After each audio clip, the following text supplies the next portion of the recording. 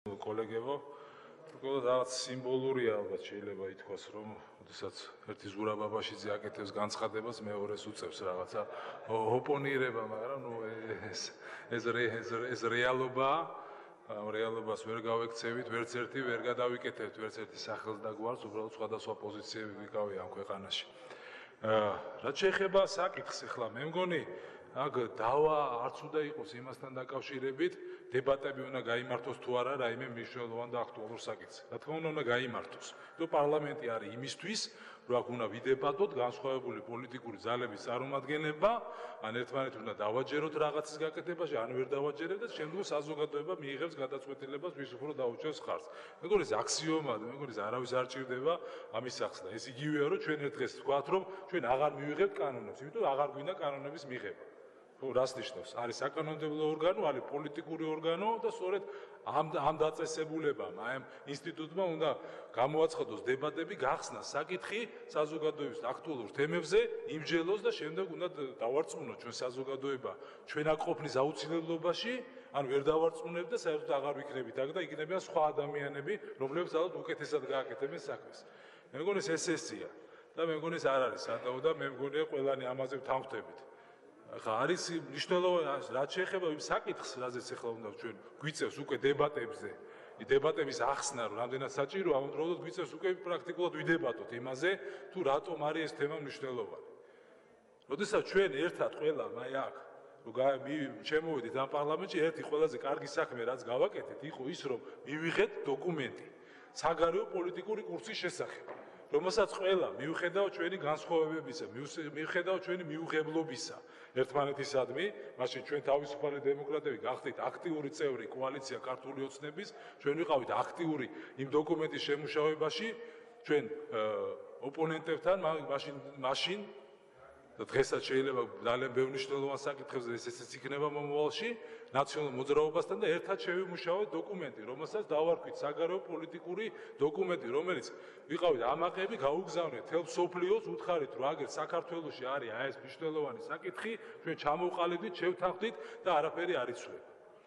მაგრამ დღეს სამწუხაროდ ახლა მე, რა თქმა უნდა, ღმერთმა დაიფაროს, რომ რაიმე შეიცვალოს და ამას არ უსურვებ არავის. მაგრამ ის განცხადებები, რომელიც გაკეთდა სპეციალური წარმოადგენლის მხრიდან, ეს ხო თავისთავად ამაში არ ჭირდება შეიძლება ჩახედვა, ამოკითხვა რაღაცების, ამოგლეჯვა და ჩასაფრებულის პოზიციიდან ყურება, რომ ამან კი ესე არ თქვა, ესე თქვა, მაგრამ ნათლად ითქვა, რომ ეს საკითხი დღეს არ დგას დღის წესრიგში საქართველოსთვის. ნატოსთან ინტეგრაციის პროცესი არ არის დღეს მნიშვნელოვანი ქვეყნისთვის. არ ვიცი ახლა მე სიმართლე გითხრათ, ერთი კიდევ ამავდროულად მნიშვნელოვანი ის, რომ ჩვენ როდესაც შევქმნით კოალიცია ქართული ოცნება ბიძინა ივანიშვილის ხელმძღვანელობით, იქაც მივიღეთ დეკლარაცია, ძალიან მნიშვნელოვანი დოკუმენტი. აგერ ბრძანდება ბატონი პარლამენტის თავმჯდომარე, რესპუბლიკური პარტიის მაშინდელი თავმჯდომარე და კიდევ სხვა პარტიების ხელმძღვანელებმა, მათ შორის ირაკლი ალასიანი და ყველა მოვაწერეთ ხელი. იქაც საგარეო პოლიტიკური კურსის მნიშვნელობას და აუცილებლობას, რომ ჩვენ ამას არ გადავუხმოთ.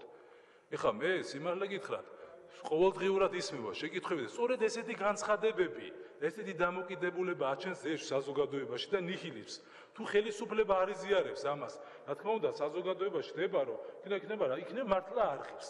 დღეს ჩვენ მარტო დეკლარირება იმისა, რომ ჩვენ აუცილებლად ამ კურსს არ გადავუხვევთ და ჩვენ თავისუფალმა დემოკრატებმა, როცა დავტოვეთ კოალიცია, მაშინ თქვით, რომ საფრთხეში დგას ეს და ბევრმა ვერ გაიგო და ამ თავისუფალ დემოკრატებს თითქოს თავის თავთან აქვთ გაიგივებული საგარეო პოლიტიკური კურსი. ღმერთმა დაგვიფაროს, ჩვენ რომ რაიმე კონდეს ჩვენ თავთან გაიგივებული. ჩვენ თქვით, რომ საფრთხეა.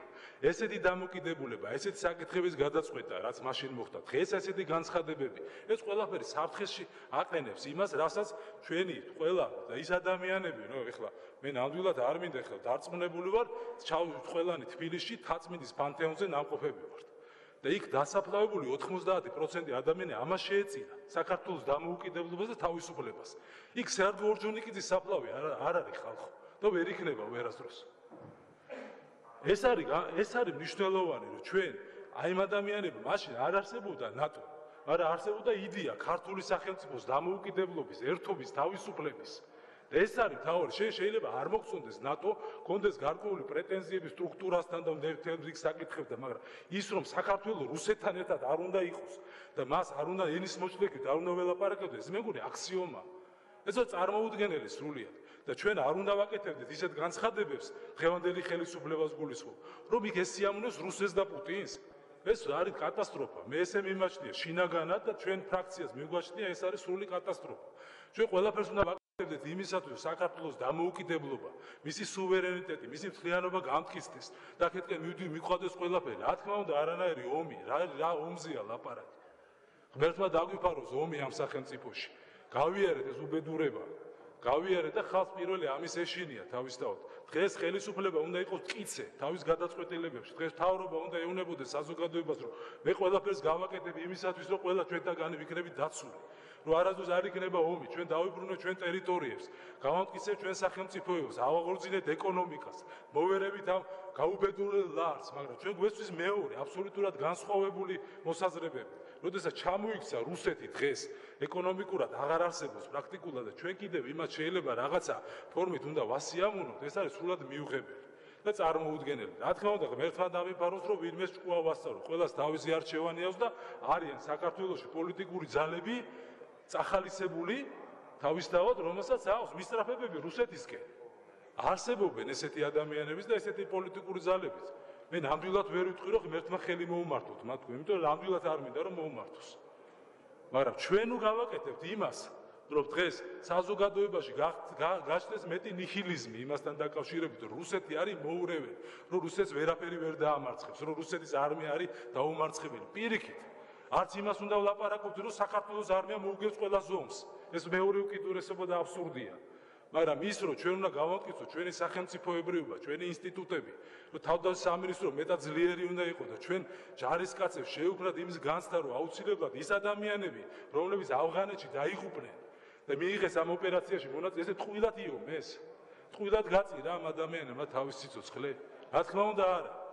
რა თქმა უნდა არა და ეს ამას ჩვენ ყოველდღიურად უნდა ვადასტურებდეთ და ვამბობთ, რომ ჩვენი ინტეგრაცია ევროპასთან, ევროატლანტიკურ სივრცესთან, ნატოსთან არის გარდაუვალი.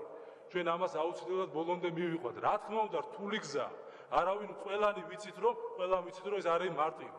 რომ ეს ერთ დღეში არ ხდება და არ მოვა. იქ არავინ და არ ჩამოკიდებს იმ მედალს და გეტყვის, რომ შენ გახდები ნატოს წევრი სახელმწიფო. ბალტიისპირელებს გაუმართლად გეოპოლიტიკურად. ისეთი ნებარეობას რომ მიიღეს და ისეთ პროცესებში ჩაერთონ, რომ დღეს არიან მართლა როგორც იტყვიან, თავი ქუჩი აქვთ. რატომ აქვთ თავი ქუჩი და არც ხარჯავენ თავიანთ შეერაღებაზე ემხელა თანხებს, რამდენსაც ხარჯავს საქართველოს და პრაქტიკულად ერთი ზომის და ერთი რაოდენობის მოსახლეობის ქვეყნები ვართ, ხომ? მეტნაკლებად. იმიტომ რომ თავი ქუჩი აქვთ, იმიტომ დაცულები არიან, იმიტომ რომ მათ მუშაობს ის მეხუთე ეს მუხლი, რომელსაც ნატოს მუხლი ქვია, ხო, ეგრეთ წოდებული. დაცულები არიან და იციან, რომ მათი უსაფრთხოება არის გარანტირებული სამივე სახელმწიფოში და სწორედ ეს სახელმწიფოები ჩვენთან ერთად იყვნენ საბჭოთა კავშირში. და რა ქნეს, სისულელე გააკეთეს, ეს არასწორი იქნეს, რომ ნატოში შევიდნენ. რა თქმა უნდა, არა, პირიქით, ეს იყო გამოსავალი. ეს არის გამოსავალი. სხვა მესამე ვინმე ვთქვას, კი ბატონო, უკეთესი, რამდა კი ბატონო ვიმსჯელოთ. სწორედ ამაზეა დღეს ლაპარაკი. ჩვენ იმიტომ ვართ აქ. იმიტომ დააყენეს დღეს ნაციონალურ მოძრაობა, ჩვენ გუშინ ჩვენმა პარტიამ ძალიან სერიოზულად ვისაუბრეთ ამ საკითხზე და ვაპირებთ კიდევაც, რომ როდესაც მივიღებთ ჩვენ გადაწყვეტილებას დებატებთან დაკავშირებით, მოვალთ კონკრეტული ჩვენი გეგმით კიდევ უფრო მეტად, როგორ განვამტკიცოთ ის დებულებები, რომელიც ერთად შევიმუშავებთ, აი ყველა. და ეს არ უნდა გვეთაკილებოდეს, პირიქით, ჩვენ უნდა დავანახოთ მთელ მსოფლიოს ერთიანობა ამ ყველაზე მნიშვნელოვან საკითხზე. რომ ჩვენ საქართველოს პარლამენტს ხელგვეწიფება და გვჯერა იმისა, როგორი უნდა იყოს საქართველოს უახლოეს პერიოდში, როგორ ქვეყანას უტოვებთ ჩვენ შვილებს, რას ვასწავლით მათ და როგორი საზოგადოება უნდა ცხოვრობდეს ამ ქვეყანაში, მიუხედავად იმისა, რომ შეიძლება პოლარიზებული იყოს გარკვეულწილად და იყოს განსხვავებული მოსაზრებები. ასე რომ მე კიდევ ერთხელ მინდა მოგმართოთ ყველას, რომ ამ დებატებთან დაკავშირებით ჩვენი პოზიცია თავისუფალი დემოკრატების არის ძალიან მკაფიო და ნათელი.